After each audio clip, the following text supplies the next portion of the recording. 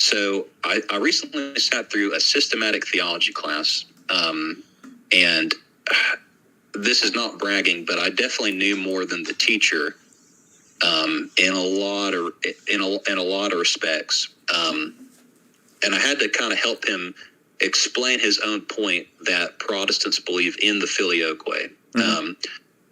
This is something I'm really ignorant on, but tell me if this is what the Filioque is, that from the Father proceeds the Son and the Holy Spirit, but also from the Christ, the Son, the Logos, he can also, or the Holy Spirit also proceeds from him. Is that accurate or wrong? Well, that's not enough to clarify because everybody can agree to those phrases. So the dispute is over what's called the ontological Trinity, and you're probably familiar with that term, as opposed to the economic Trinity. And so the dispute the monarchy of the Father. Correct. Yeah. So the dispute is not whether the Spirit is in any sense sent by the Son, but whether the Holy Spirit derives his hypostasis and his existence from the Father and the Son as from a single principle or source. And the reason we use that terminology is that that's the Augustinian terminology from On the Trinity that is cited at the Council of Lyons and the Council of Florence. So for the Roman Catholic West... Is that the shield, the Augustinian shield that you often see? The shield is a medieval result of this idea. But what I'm saying is that in the West, it is dogmatically stated for the Roman Catholic Church to be dogma at 1274 Lyons, and then a couple centuries later at the Council of Florence. And so the dispute, the official split between East and West on that issue is not 1054, although there's already argumentation via Photius's mystagogy prior to 1054 between East and West. The official dogmatic split is 1274 and then Council of Florence a couple hundred years later. And again, so here's the key issue.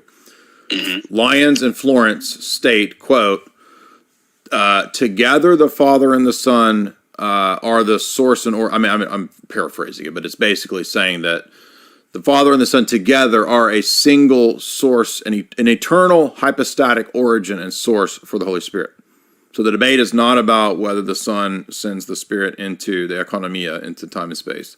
The debate is not about whether the Spirit is eternally manifested from the Son, which is an Eastern teaching as well, but whether the hypostatic origin of the Spirit is both Father and Son.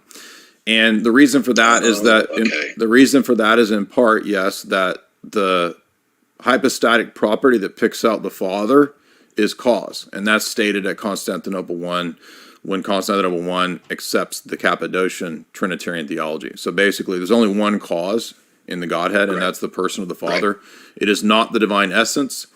And if that's the property that picks out the Father, then Son and Spirit cannot share in that unique hypostatic property.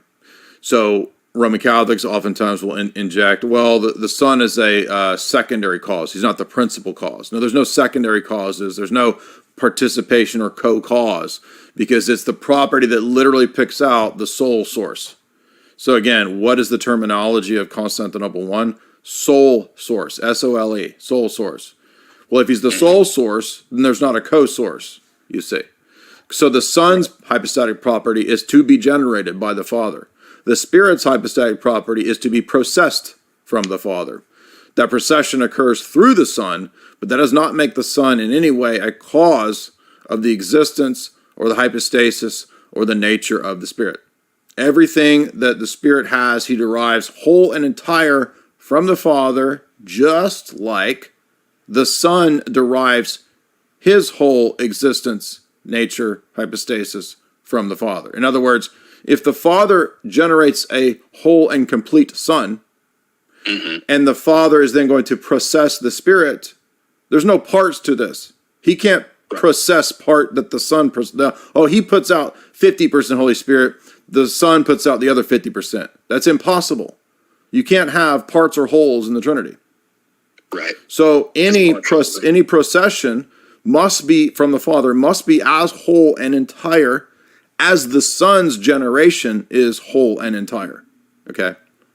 Yeah. And so go ahead.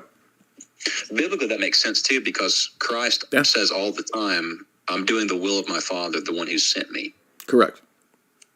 Yeah, that makes sense. Every movement. Economically, By the way, Son, oh, go ahead. no, you go ahead.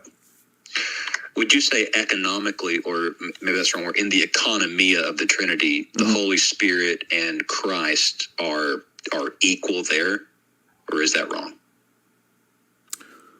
Well, they're always equal, whether in the ontological Trinity or in the economic Trinity, because it's not a question of equality of nature, but it is a question of submission to authority. So, for example, Jesus says, "I do what the Father wills," and that has no metaphysical subordination, but it has a subordination according to origin. So Basil and the Cappadocians make this very clear, that there is a kind of willing subjection, you could say. By will, I don't mean that the persons have different wills, but that the Son always does the will of the Father, right? And so does the Spirit too. Correct. Thinking of Romans 8, he who searches his heart, I think knows the Spirit because the Spirit knows the will of God, and that's how he intercedes for us, is what it says. Right, and this is also why you can't, for example, which we see the later Latin theological tradition doing, you can't reduce the Holy Spirit to a common energy or attribute, such as love. And this absolutely happens. In fact, by the time of later traditional Roman Catholic theology post-Trent, Ludwig Ott says that the Holy Spirit is the will of the Godhead. No, you can't confuse will and person. And that would just make it an energy, a singular energy. Absolutely, not correct. Yeah, it would be to do the Arian move with the Holy Spirit. Yeah. So the Arians said that the Son is a product of will. Well, right, that's almost reductionist to me too. I mean, there's no co-equality in the Trinity at that point. If correct. It's merely a singular energy, not even multiple. Correct. And there's even is grace an energy as well? Well, the uncreated grace is all of these divine attributes and properties that we partake of: divine love, divine justice, divine wisdom. Okay, categorically a little higher. Okay. Well, they're they are the energies. Yeah, the energies are grace is the energies, and the energies are grace for us. In terms of God's, it's in terms of God in the economia, but the exchange of these energies, or for example, the love of the triad between the persons, that's an eternal reality that is not contingent upon the created order. So the energy of love, for example, the Father eternally loved the Son. The energy of glory, right? That glory that Jesus... That's why we can understand love at all, is because of the love the Trinity has amongst correct. itself. But this is important because any theology that messes up the order, the hypostatic ordering here, and hypostatic properties will of necessity mess up attributes and energies, and they'll confuse the energies or the attributes that are proper to God from all eternity with the energies that are proper to God in the economia. So, for example, God has not always exercised foreknowledge to the same, or let's say providence, in the same way that He's exercised eternal love, because providence God has the potentiality, but He's not always exercised providence. And so you have to make a distinction between the attributes that are proper to God from all eternity and the attributes that are proper to God only in regard to the created order. Otherwise, you will have eternal worlds or some sort of Origenist heresy or Thomist heresy where you can't know God. So you see how that's different? Like providence is different from glory.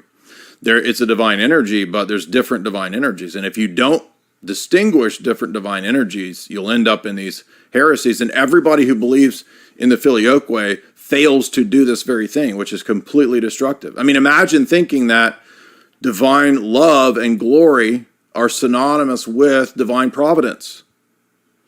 So is God eternally providential, exercising that providence? If so, then He has to have a world over which He's eternally provident. So this is that's eternal worlds. That's devastating to any doctrine that makes all of the attributes identical amongst themselves or identical to the divine essence. Okay. Do you understand why? That's a lot. I have to think. Well, hold on. So let's just think about it. Let's think about it. So most people who believe in the Filioque, for example, I'm just teasing out one of the implications of Filioquism and the energies, because everybody that screws up and messes up on ADS and attributes and energies will make this mistake without even realizing it typically. And here's the mistake. Okay. If you say that God's actions and attributes and energies are synonymous amongst themselves and synonymous with the divine essence, and then I say, okay, is the divine essence eternal and necessary? Yes. Okay, so divine providence is now eternal and necessary and not an act of free will? Oh, okay. You see? That helped. Yeah. So that means there's an eternal world where God was exercising providence from all eternity. Okay. So I need different energies and different actions of God. That's why St. Gregory of Palamas, when he debates with Barlaam, says, what do you think it means when it says God rested from his works? That means he's not doing the work of creating the world anymore. That must require the essence energy distinction. On the seventh day. That must require, you must have the essence energy distinction to have that. Oh, right. Because then your concept of rest is deeply flawed. Well, no, it just means that it just means he's not doing the act of creating the world anymore. If God's actions are synonymous with his essence, then he's eternally creating, you see. Oh, that's what I mean. Yeah, Just to correct. help you make your point.